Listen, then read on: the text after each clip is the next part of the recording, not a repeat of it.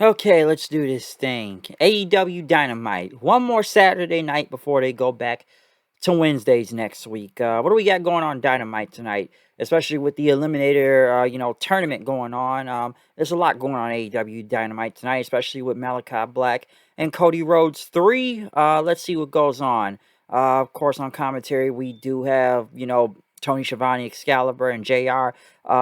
Best wishes to JR and whatnot. I know what he did announce today that he has been diagnosed with skin cancer and whatnot, but he's still here, and hopefully they caught this thing enough early that it's treatable, and I believe he did say this he can beat this, so like I said, hopefully they just treat this as fast as possible, and JR will be okay. JR, man, like I said, this guy goes through a lot. All right, he really, especially I would say in the recent few years, JR, I just feel like has either had a hard time or just can't catch a break sometimes. And it's sad to hear that he has skin cancer and whatnot. But like I said, hopefully doctors caught it very early, that it is treatable, and they can get rid of it and whatnot. So best wishes to JR, especially still that he's on commentary tonight. But we do kick it off though in this tournament with Brian Danielson versus Dustin Rhodes. This was a great match to kick off the show, okay? Just great. Brian, who just has put on great match after great match ever since he stepped foot into this company. You can't even say one bad match. Danielson has just been putting out, as my friend Steven would say, he just put out banger after banger after banger. He's just putting out barn burners out there. And Dustin, don't ever count out Dustin Rhodes, okay? Dustin, the guy still got it, even at this day and age and whatnot. Dustin can still go out there, and between him and Brian, it was great. Okay, they kept a very good pace out there. It's not like they were just going spot after spot after spot. Just great, man. Just great psychology, all that stuff. Him and Dustin, they just put on a damn great match. And Brian, end up winning with the guillotine choke sometime. Not sometime, but some say maybe he kind of learned after what Roman did to him. That's why he did that guillotine choke out there. But yeah, he ended up just passing out, and Brian ended up getting the win. So, like I said, just a great match in general. Brian, he just keeps putting on great match after great match ever since he stepped foot up into this company. So, good on him.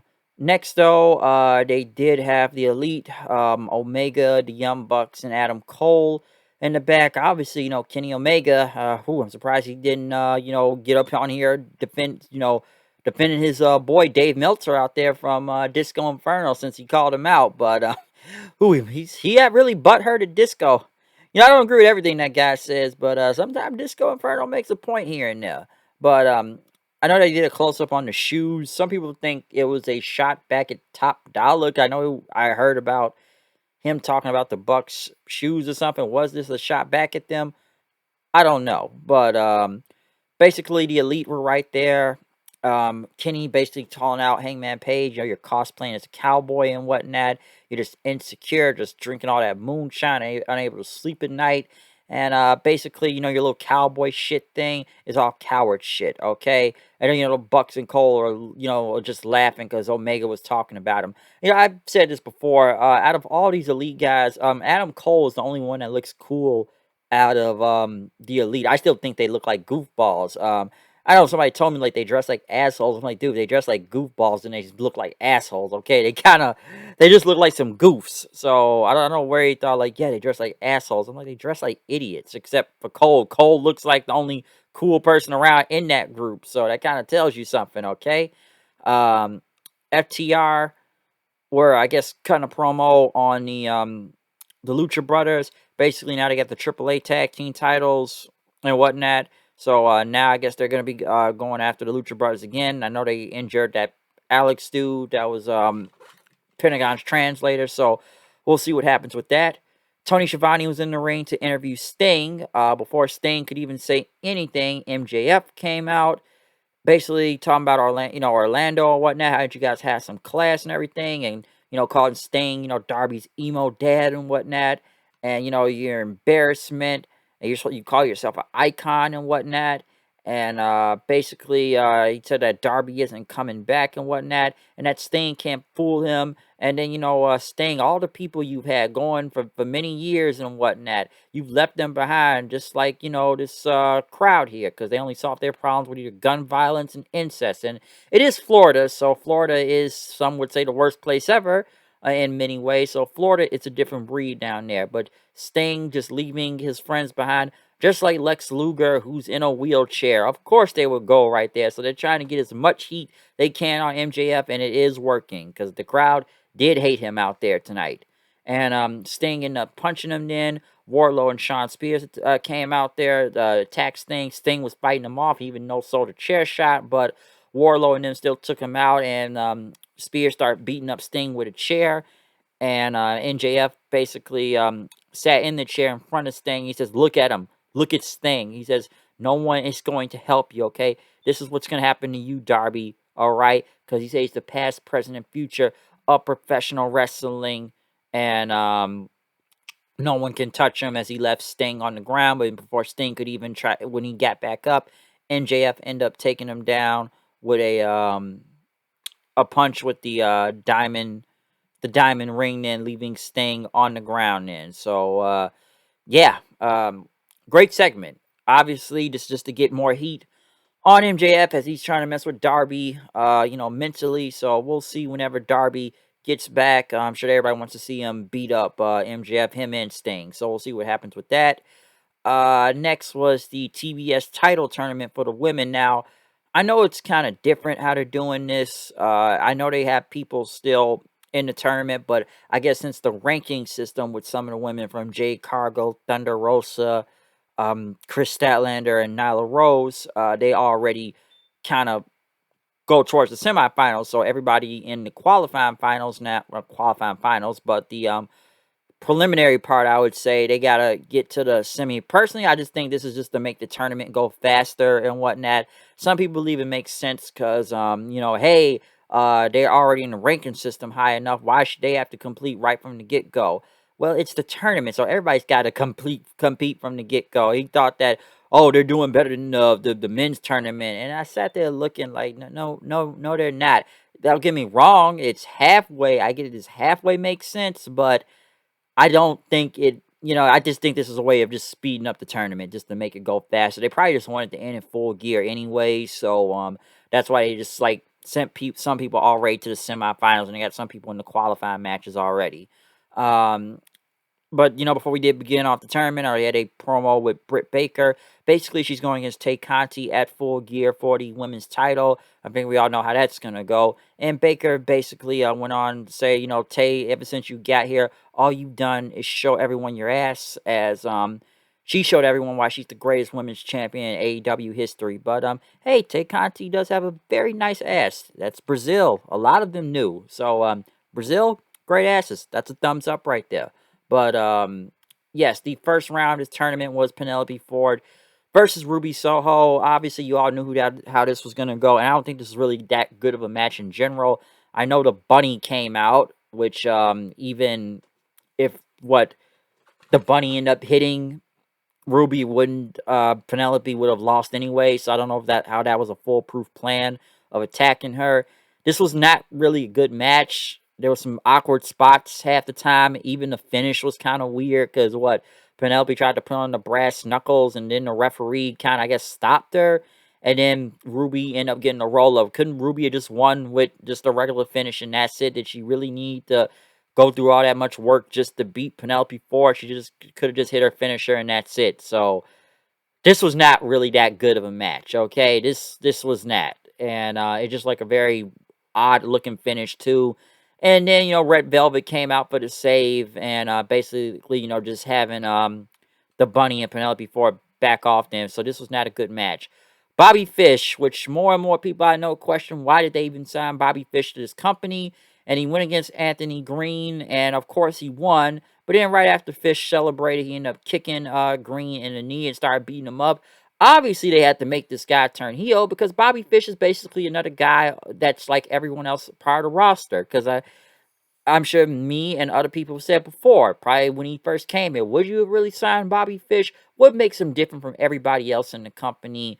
that doesn't do the same thing he does, huh? I've said before, this guy was like third, fourth tier, you know, guy out of the Undisputed Era. Okay, he was like just third to fourth tier dude. So it's not like he was a main part of the Undisputed Era.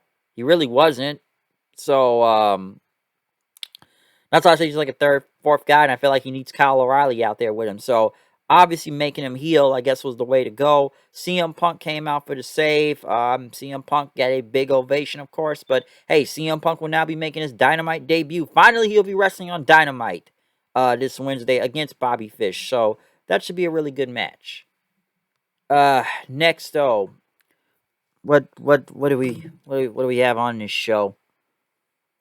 Leo Rush and Dante Martin. I guess they will be a team. Leo Rush somehow were just like, hey, it's not like his tag partner showing back up, so he'll team with him then. Next, Lance Archer went against Eddie Kingston in this title eliminator match. Eddie Kingston attacked Lance Archer from behind. Now, of course, everybody saw the scariest spot throughout the entire night. I'm sure everybody was worried, but Lance Archer doing a moonsault in the air, and he landed on his head, and it looked really bad that the doctors had to check on him. And honestly, I just believe he was fucked at that point. And I think they just called an audible, and Eddie just rolled him up, and that was just the end of the match then. So I don't think that was the plan finish. Then again, I'm surprised they even still did a finish to this match. He landed bad on his head, though, that they just had to have the referees come out and check Lance Archer. Hopefully Lance Archer is okay and nothing too serious, but that was a very scary spot right there from that moonsault. Like, he landed on his head, but I think he said on Twitter already that, he's okay, and he's done that spot all the time, but he just probably just undershotted it or overshot it this time, and that's what happened. But like I said, best wishes for Lance Archer, and he's okay, but that was, basically an audible they had to call right there.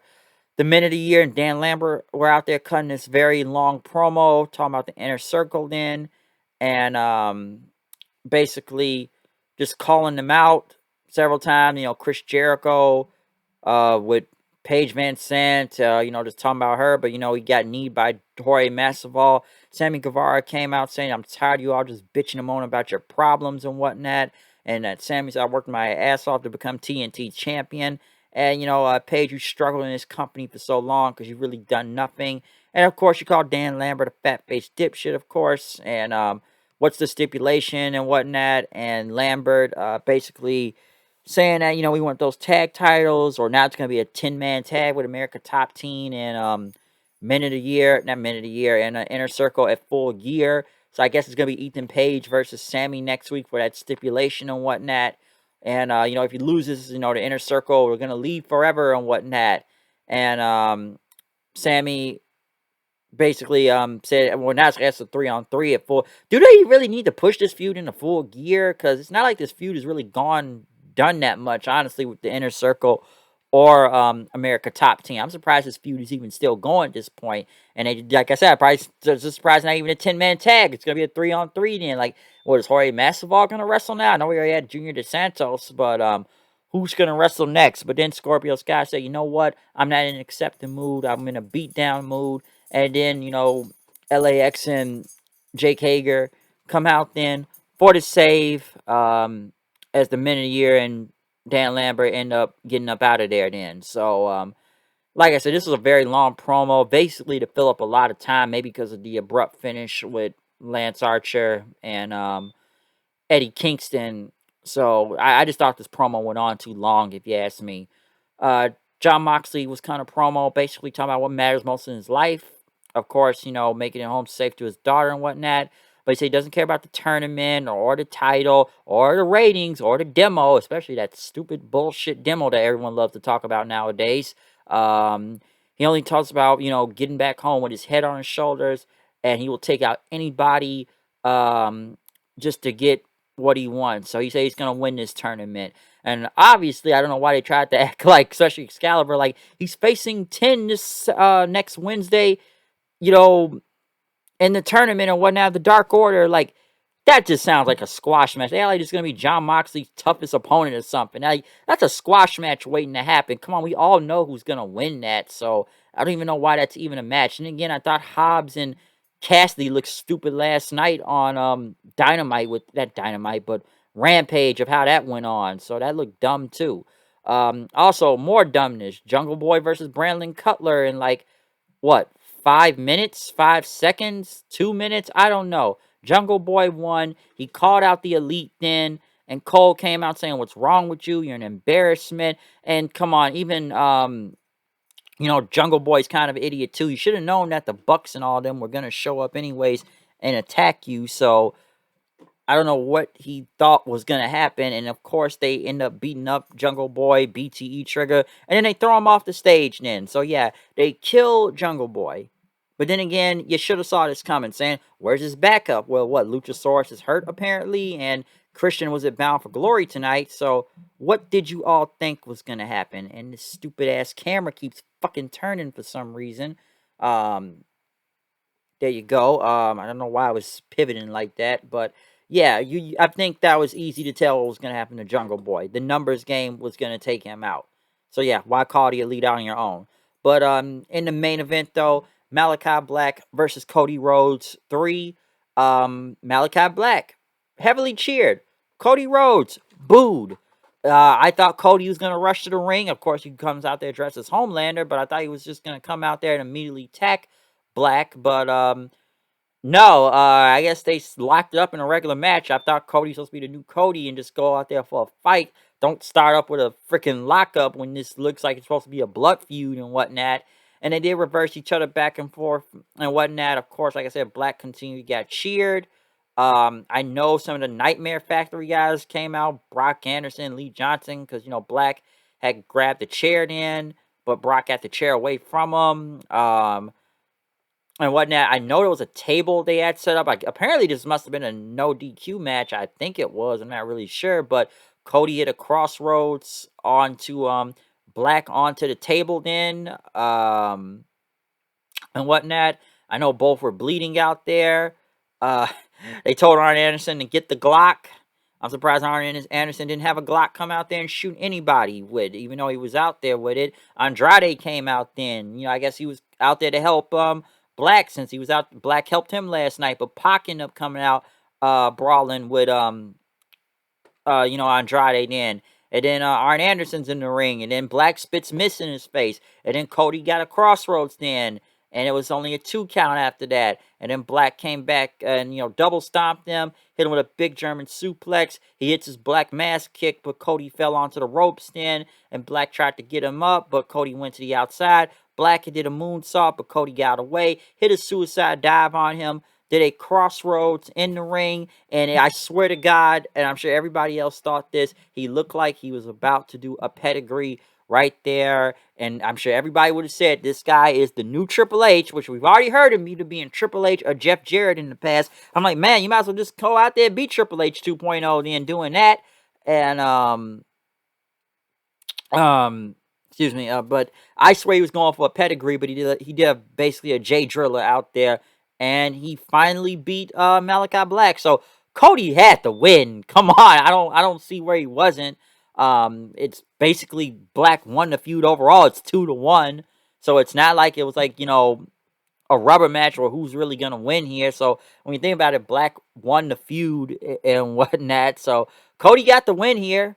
This was his redemption thing. It's not like the fans gave a shit about him. No, they booed him the entire time throughout this match. I don't know what's next for Cody, but then again, some people believe Cody he's almost in his own universe sometime in this company and whatnot, away from everybody else. We know he's not really with the Elite like that. Then again, he's got more power than the Elite in the back anyways, rumored to be, but I think all that's true now. But yeah, Cody, he beat Black, and there you go. But it wasn't a bad match, though. Really good. Somewhere I would say it was a little bit over a book. I almost thought this was a no disqualification match with all these people getting involved, from the Nightmare Factory to Andrade to Pac to Arn Anderson. I don't know who else would have ran out there, but Cody got the win.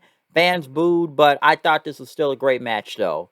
But yeah, that was the end of this maybe feud, I guess. We'll see what happens next. But hey, they'll be back on AEW. Well, AEW will be back on Wednesday, and that's Saturday next week. So we'll see what goes on from there. But yeah, comment, subscribe, follow me on Twitter at HoodedKnight890. Check out any review that's online right now, especially the Bound for Glory review that should be up up before this one. I know that. So we'll see.